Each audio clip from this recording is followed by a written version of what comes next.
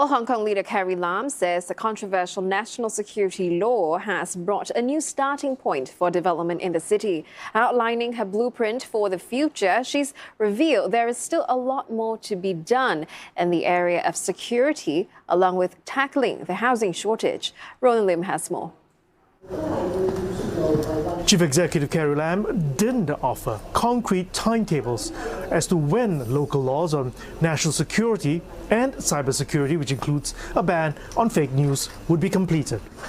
Hong Kong has already outlawed acts of secession, subversion, terrorism and collusion with foreign forces. But the new security offences under Article 23 of the Basic Law is expected to cover additional offences like treason, sedition and theft of state secrets. It's also set to ban overseas groups from conducting political activities in the city and local political bodies from establishing ties with foreign political organizations.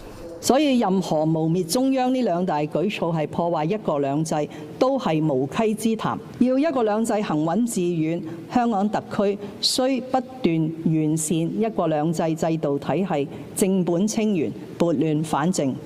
And this will mean stronger regulation, supervision, public communication and guidance measures for schools, the media, the internet and social organizations. Hong Kong's housing shortage was also a key focus. Authorities have blamed unaffordable housing as one of the deep-rooted social problems that helped fuel anti-government protests in 2019. And unlike leaders in the past, Mrs. Lam wants to do things differently this time. Free up more wetlands and farmland for development, unlocking ancestral sites in the new territories, and making it easier to redevelop old buildings. As to the longer-term undertaking to increase future housing stock, apart from the previously announced Lantau Tomorrow plan to reclaim parts of Hong Kong Island, is the Northern Metropolis project. 350 hectares of land has been identified to produce up 330,000 public housing units in the next 10 years.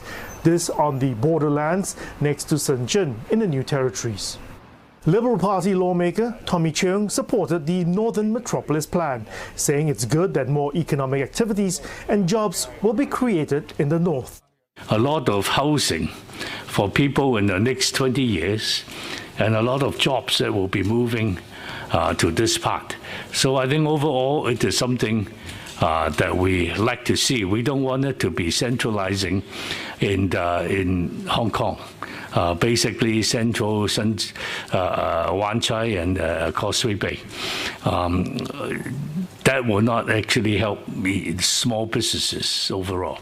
But New People's Party chairwoman Regina Ip was concerned about the price tag and called on the government to cooperate with the private sector to fund the project. But I think it can be done through public-private partnership. You know, the government could set up a special purpose vehicle, in other words, a corporation, to invite private sector participation to finance this project rather than as an expenditure item on our budgets. 同埋我嘅屋企人嘅無限信任。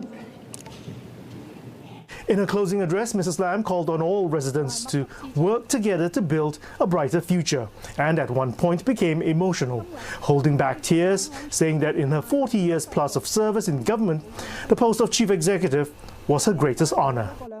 However, she remains tight-lipped about whether she's seeking re-election for another 5-year term when her current term expires in March, repeating her duties to serve her country, as she put it, her greatest honor.